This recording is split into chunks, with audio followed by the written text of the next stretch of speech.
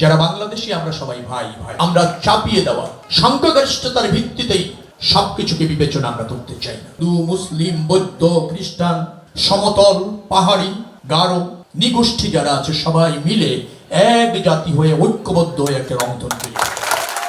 আপনার ভোটে নির্বাচিত জনপ্রতিনিধি যখন রাষ্ট্র কর্তৃক মূল্যায়িত হয়, সে বিজয় আপনাদের।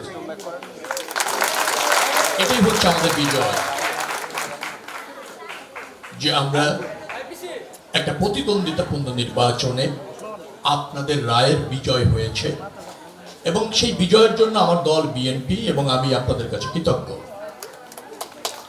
যে গুরু দায়িত্ব আপনারা বাংলাদেশী জাতীয়তাবাদী দল বিএনপির উপর ভোট দিয়েছেন, এবং আপনাদের ভোটে নির্বাচিত হয়েই জননেতা তারেক রহমান আজকে প্রধানমন্ত্রী, এবং আমি আপনাদের জনপ্রতিনিধি হওয়ার পরও তার উন্নয়নের সঙ্গী হিসাবে তিনি আমাকে আস্থা রেখে দায়িত্ব দিয়েছেন।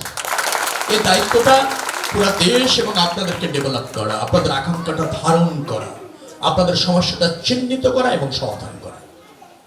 ডেফিনেটলি আমি আপনাদের সন্তান, আপনাদের ভোটে নির্বাচিত, আপনাদের কাছে আমার দায়বদ্ধতা আছে, আপনারা আমার সম্প্রীতিতে আছেন, যার ফলে আপনাদের সমস্যা সমাধান করা আমার অতীব কর্তব্য বিধায় আমি মনে করি। সরকারের বয়স মাত্র 1 মাস, ছুটি এসেছে আপনাদের কাছে। নিশ্চয়ই সামাজিক ভাবে আপনারা নিরাপদ আছেন। ভোট এবং ভোটের পরের এই 1 মাস নিশ্চয়ই আপনারা স্বস্তিতে আছেন। কোনো অ্যাংজাইটি, কোনো অপশক্তির তাড়না, প্রভাব এবং আধিপত্যের মধ্যে আপনারা অন্তত নেই। যদি থাকেন সেটা আমাকে জানাবেন। আমি সনাতন ধর্ম অবলম্বী ভাইদেরকে বলতে চাই, আমার দল এবং আমি এবং আমার নেতা জনাব তারেক রহমান, আমরা সম্প্রীতিতে বিশ্বাস করি। আমরা ঐক্যবদ্ধ জাতি। ধর্মের ভিন্নতা আছে, সংস্কৃতির ভিন্নতা আছে, বাট আমরা সবাই বাংলাদেশি।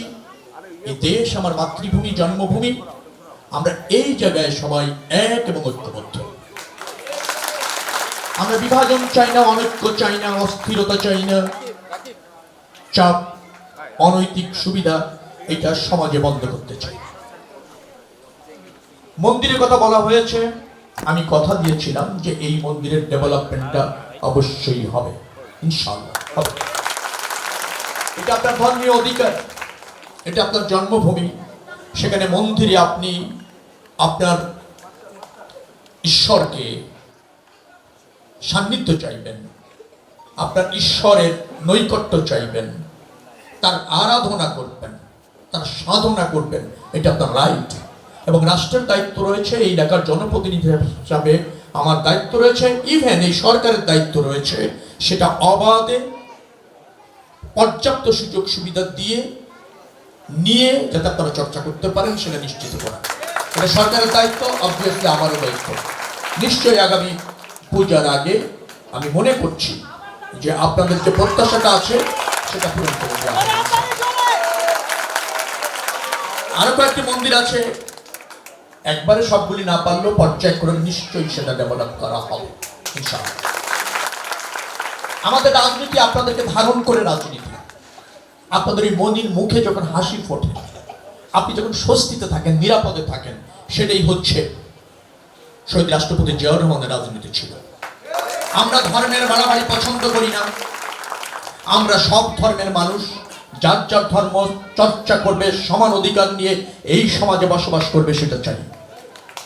আমরা চাপিয়ে দেওয়া সংখ্যাগরিষ্ঠতার ভিত্তিতেই সবকিছুকে বিবেচনা আমরা করতে চাই না।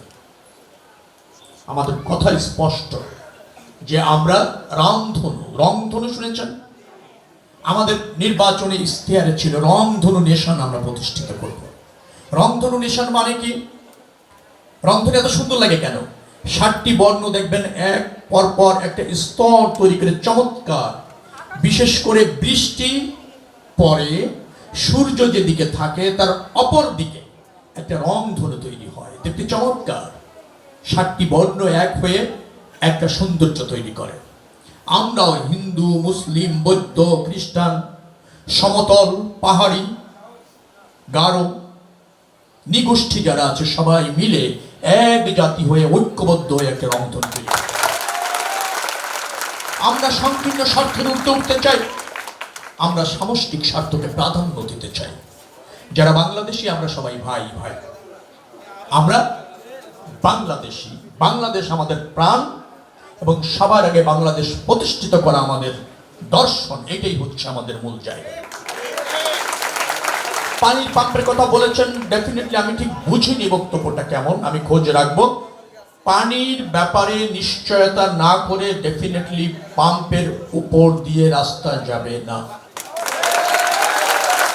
পানির বিকল্প যদি রাস্তা ওখান দিয়ে করতেই হয়, আমি ঠিক জানি না প্রকল্পটা কিভাবে যাচ্ছে। ডেফিনেটলি পানির বিকল্প ব্যবস্থা করার পরই রাস্তার জন্য ওই পাম্পের জায়গা ব্যবহার করা হবে, তার আগে না।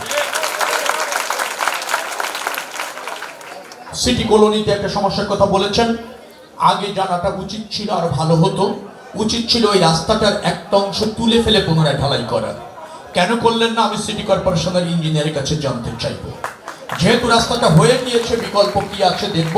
সুয়েরাজের পানি কোনো অবস্থাতে মন্দিরের কাছে যাবে না, এটা যাওয়া উচিত না, যেটা দেওয়া হবে না। কিন্তু আপনাদের প্রতি একটা কৃতজ্ঞতা আমার হিন্দু ভাইদের প্রতি আছে, সেটা হচ্ছে আপনারা আমাদেরকে সত্যিকার অর্থে মন থেকে গ্রহণ করেছেন এবং আপনাদের ভোট আমরা পেয়েছি।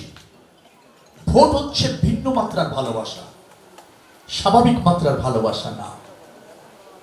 অন্তরের অন্তরস্থল থেকে ভালোবাসার বহিঃপ্রকাশ হচ্ছে ভোট। ভোটটা বড় স্যাক্রিফাইস না, কিন্তু ভালোবাসার নিদর্শন, যেটা আপনারা দিয়েছেন আমাদেরকে, আমার দলকে। আমার দল এবং আমি আপনাদের কাছে কৃতজ্ঞ। কোনো অমর্যাদা আপনাদের ভোটের আমরা করব না, কোনো অমর্যাদা ইনশাল্লাহ হবে না। আমাদের হয়তো সীমাবদ্ধতা আছে, সব সমস্যার সমাধান আমরা পারি না, জানি না, অথবা রাষ্ট্রের সক্ষমতার একটা ব্যাপার থাকে, কিন্তু আন্তরিকতার কোনো অভাব আপনাদের সাথে নেই। আপনারা যেমন ভালোবেসেছেন, আমার ভালোবাসা আপনাদের জন্য অবাধ এবং চিরস্থায়ী। আমরা সবাই মিলে সম্প্রীতির একটা পরিবেশ তৈরি করতে চলেছি এবং এটা অব্যাহত থাকবে। সমস্যাগুলি আমি জ্ঞাত আছি। গ্যাসের সমস্যার কথা আমি বলেছিলাম, আমি ইতিমধ্যে কাজ করছি। এখন আগের চেয়ে মনে হয় একটু ভালো, সামান্য, আবার আগে আরো ভালো হবে। আর আগামী শীতের আগে নিশ্চয়ই আপনারা পর্যাপ্ত গ্যাস পাবেন। জলাবদ্ধতার কথা বলেছেন, কাজ করছি। একটা প্রকল্প ইতিমধ্যে পাস করতে বলেছি। যদি ওই প্রকল্পটা অলরেডি এস্টিমেট করে, যেটাকে বলে এলজিআরডি মন্ত্রণালয়ের মাননীয় মন্ত্রী আমাদের মহাসচিব মির্জা ফখরুল ইসলাম আলমগীর সাহেব নিজে এটা ফরওয়ার্ড করে অর্থ মন্ত্রণালয়ে পাঠিয়েছে। 350 কোটি টাকার প্রজেক্ট। যদি এটা হয়ে যায়, এই অঞ্চলে কোনো জলাবদ্ধতা ইনশাল্লাহ থাকবে না। আমি কাজ করছি, আপনারা আস্থা রেখেছেন আমার প্রতি, আমি আস্থার মর্যাদা জানি, আমার কর্তব্য আমি জানি। I am trying my level best and try. Definitely আপনাদের সমস্যাগুলি সমাধান দ্রুততম সময়ের মধ্যে হবে। আপনারা সবাই ভালো থাকুন। ঈদ পরবর্তীতে আপনাদের সাথে দেখা, আপনাদের জীবন সুন্দর হোক, স্বস্তির হোক, শান্তির হোক। মহান আল্লাহ যারা মুসলিম তাদেরকে কবুল করুন, আর যারা হিন্দু ভাইয়েরা আছেন তাদেরকে আপনাদের ঈশ্বর কাছে টেনে নিয়ে এই প্রত্যাশা রেখে শেষ করছি। আল্লাহ হাফেজ। বাংলাদেশ জিন্দাবাদ।